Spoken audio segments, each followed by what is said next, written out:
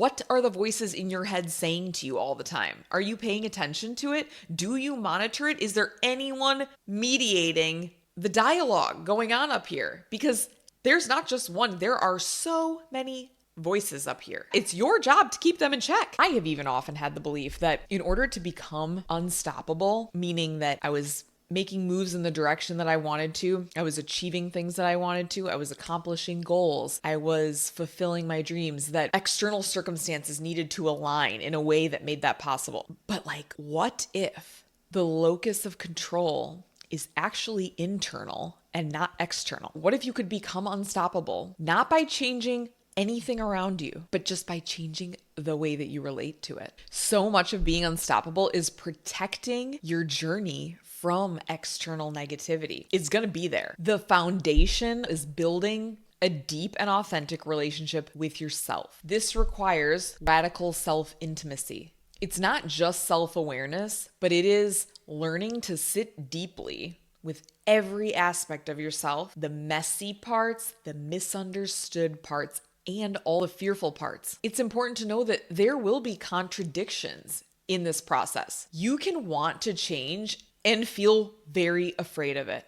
That was how I spent like a large portion of my young adulthood. Up until recently, I would say. Truly knowing yourself means allowing all these parts of you to coexist without shame. Self-compassion is so important, and it's talked about all the time, but it's often talked about from an angle that I would describe as enabling, and it's not actually gonna get you where you wanna go, and it's not conducive to becoming unstoppable. You need self-compassion with grit. Because self-compassion, it's not necessarily soft. It's understanding all your past mistakes, all of your fears and your failures, and finding strength in forgiving yourself and moving forward with confidence and a self-assuredness. You've got to get to a place where you totally embrace your narrative. That may require you to rewrite your story so that it focuses on what makes you unique and unstoppable.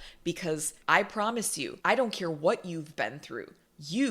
We all have the capacity and we have that potential in us. Some of us, it will take a lot more effort to unearth that energy, but it's there, I promise. And it's not just positive self-talk. Trust me, it's not. That's not my jam. It is intentionally reshaping who you believe that you are. If you've been on a personal growth journey for a long time, I'm sure many of your beliefs have evolved, and perhaps you have rewritten a lot of subconscious programming. I mean, think back to the way that you used to view yourself or other people or the world, or just different perspectives that you had and how they've shifted. So you know it's possible to do this. If you feel like right now you are stuck somewhere, find the evidence of where you've been able to overcome seemingly insurmountable challenges and obstacles that felt like they were out of your control. And maybe it was just the hand that you were dealt,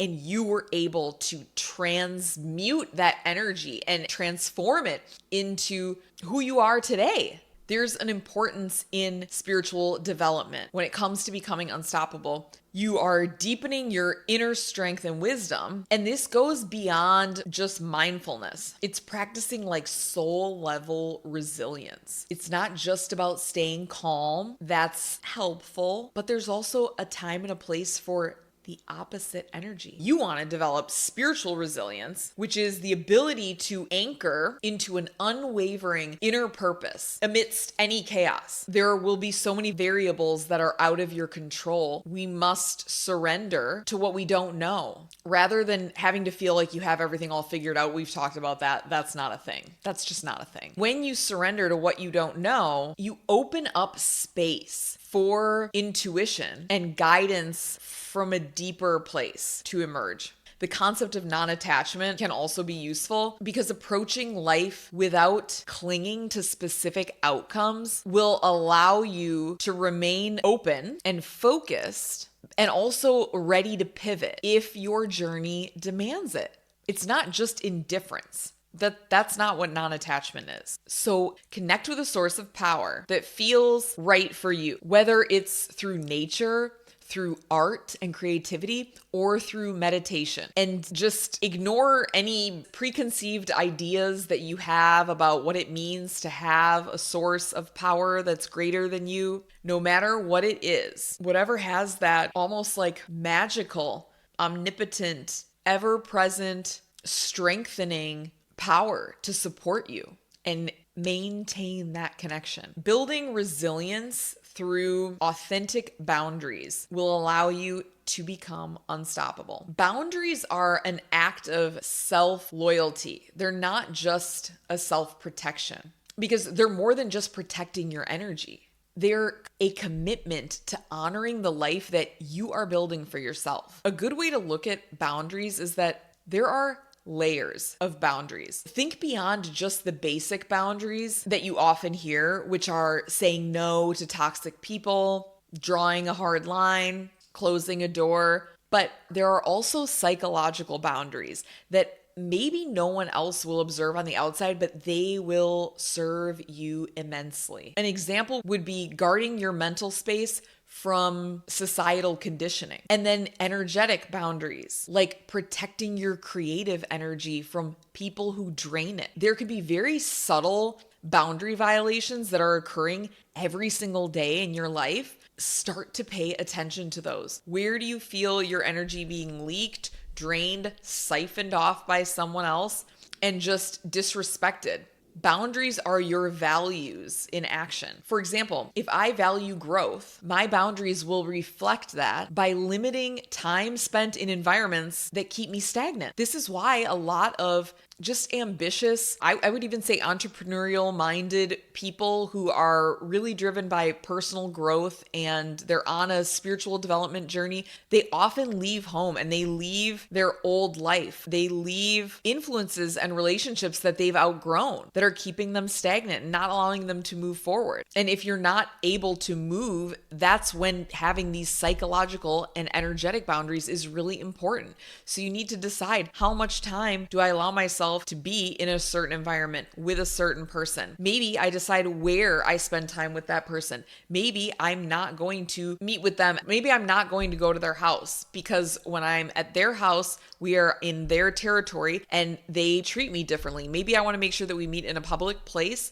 It's more civil. We meet for a certain period of time. These are things that you really need to consider. They will make a massive difference. And you also need to consider your inner boundaries that you have with yourself. Do you allow self-criticism? What are the voices in your head saying to you all the time? Are you paying attention to it? Do you monitor it? Is there anyone mediating the dialogue going on up here? Because there's not just one, there are so many voices up here. It's your job to keep them in check. So are you allowing negative self-talk? Conversely, are you enabling your own procrastination by avoiding growth that's uncomfortable or avoiding situations that would hold you accountable? Are you avoiding hiring a coach to work with because you know that you would then be held accountable and would have to take action, in which case you would get results? So instead, you avoid those types of commitments because then you can come up with excuses why you're still in the same place 6 months later, a year later. Your relationships with other people require you to kind of curate your environment and filter different inputs. It's about discernment rather than disconnection. So like I said, talking about boundaries,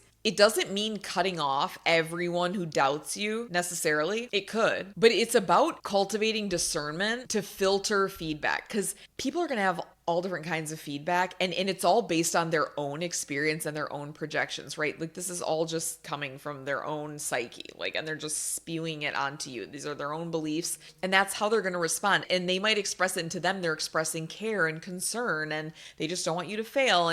But really it's just their own fear. If you're able to have discernment and filter that though, then you don't have to necessarily cut these relationships off, but you just are able to kind of compartmentalize feedback into buckets of importance. There will be voices in your life of people that, and you'll feel it, that are truly supportive and celebratory and they really believe in you. You need to consciously select to allow the inputs of those people. Not everybody deserves a place in your mind. Only the people who genuinely understand your goals and support your growth are allowed that mental real estate. You're gonna get negative input, okay? If you want to become unstoppable, you're on a mission. I know that about you.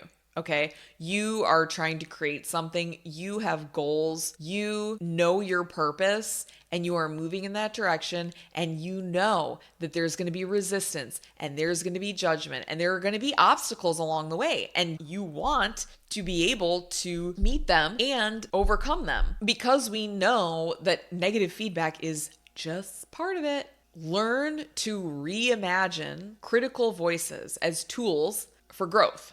Anytime somebody leaves a negative comment on a video, gives you any kind of criticism, use it as an opportunity to strengthen your own belief and resilience. Because if one little negative comment causes you to back down and cower with your tail between your legs, why would you expect anyone else to support you?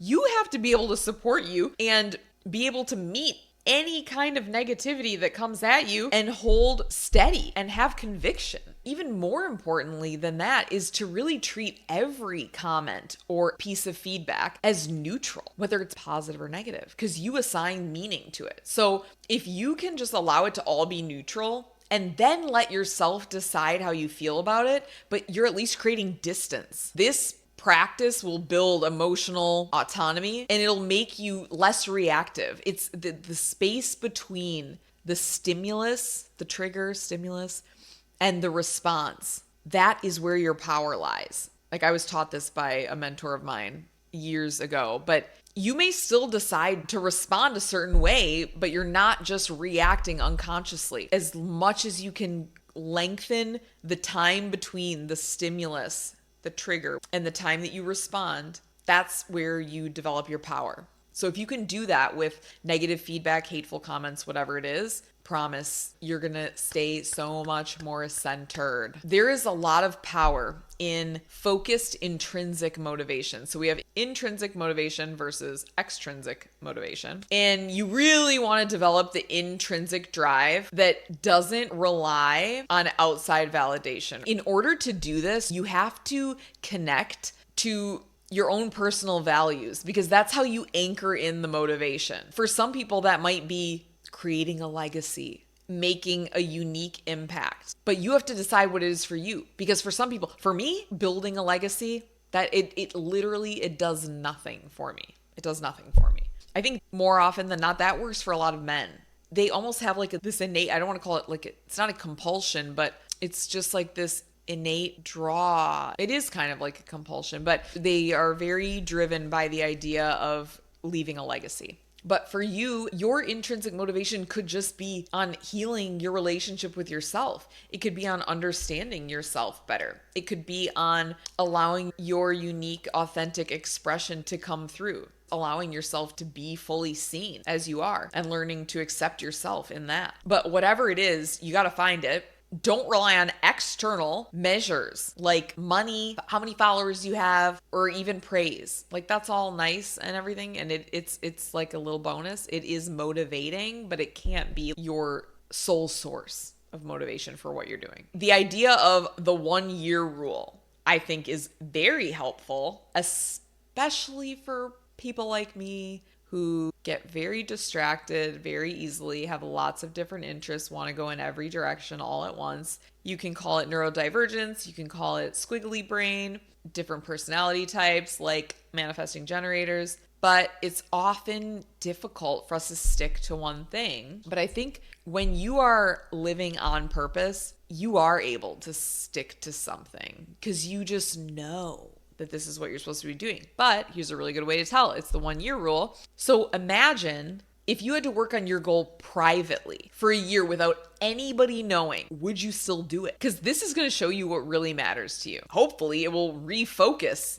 you. Mental reframing can also be really helpful to help you with daily motivation. So instead of constantly thinking about your end goal, look at every small action as a little victory. So you're shifting from this outcome obsession to valuing the entire journey itself. And it becomes so much more fun that way, honestly. And there's so much more to look forward to and get excited about. If you can find these small little milestones or things to celebrate yourself and appreciate your success along the way, it is so much more motivating and you will last so much longer than if you just have this huge goal way off in the distant future and you're not even going to feel like you're making progress. You got to acknowledge the little steps. And then that's like fuel that just feeds the fire. I promise you, you will reach that end goal actually a hell of a lot faster. Resilience in the face of criticism and rejection. So criticism, think of it as a reflection from someone else. It's not a definition. So criticism will reflect the critic's worldview or limitations. It does not define you, okay? What they're saying is not defining your potential as a human being. It's exemplifying their own reflection when they witness you. I mentioned this in my last video, but I talked about like we're all mirrors. Okay, we know this. I know if you're watching this, you know that. But people often project their own insecurities, right? Or their lack of growth onto other people who are pursuing a path that they didn't have the courage to take. It's really hard to do that. I've done it before. I have felt that, and I have criticized and envied and been jealous. And it's all because I was witnessing someone doing what I wanted to do, and I didn't have the courage to do it. And it's painful. And you can look at those people who are critical and condemn them, but there's also that saying, which is hurt people. And I really believe that. And I've experienced it. Like when you are behaving in the most hurtful ways, you are hurting the most. It's really painful to, in my experience, live a life that is almost like becoming defined by fear and cowardice. Eventually that turns into resentment. And so when you witness other people that aren't afraid to take those very same steps that are holding you back, it's almost natural and almost human nature to criticize them. It's a self-protective response. But if you can recognize this, at least, you can take the criticism less personally. There is something called creative resistance, which is this idea that real growth is often going to attract pushback, whether it's from actual other people or just life circumstances. So instead of resisting it, just embrace it. Embrace it as a signal that you're on the right track. I mean, I'm not kidding. Really hear me when I say that. Embrace resistance as a sign that you're on the right track. That reframes everything. You will not stop. If you can see things that way, you won't stop. When you're faced with rejection, reinterpret that. See it as redirection. I had a coach who said this to me all the time. He always said, it's not rejection, it's redirection. If you can view things, losing people, losing relationships, losing opportunities, not as a rejection, but a redirection, you are always being guided in the direction you are meant to go. And you won't know until you get there, but I promise that's what's happening. You're being redirected towards something that aligns way more with your personal values and your authentic self. So it is not a sign to give up. Rejection is never a sign to give up. Becoming unstoppable, it is a continuous practice of growth and adaptation. Growth, adaptation. So remember, it is less about having it all figured out, more about your commitment to keep on evolving, to adapt, to moving forward. You have to let go of finality. View the journey as this dynamic process that doesn't actually have a final destination. Being unstoppable, it doesn't mean that you're gonna reach a finish line. What it means is that you're cultivating a mindset that never stops pushing forward and growing. Never till the day you die. And even after that, never. Remember this mantra. No matter what comes my way, I am dedicated to my growth and my purpose, and I am unstoppable. I am very parched today, just at this moment, because does this happen? It happens to me when I eat meat. My mouth is like so dry. I get such bad cotton mouth. So I'm trying to cut down on drinking out of cans, by the way, because of the metals and all the stuff, the linings in the cans. And this has like natural flavors. I know. I just use I employ cognitive dissonance to allow me to drink this while knowing that it's not good for me because it's fall and, spice cider, and I'm a sucker for it. Anyways,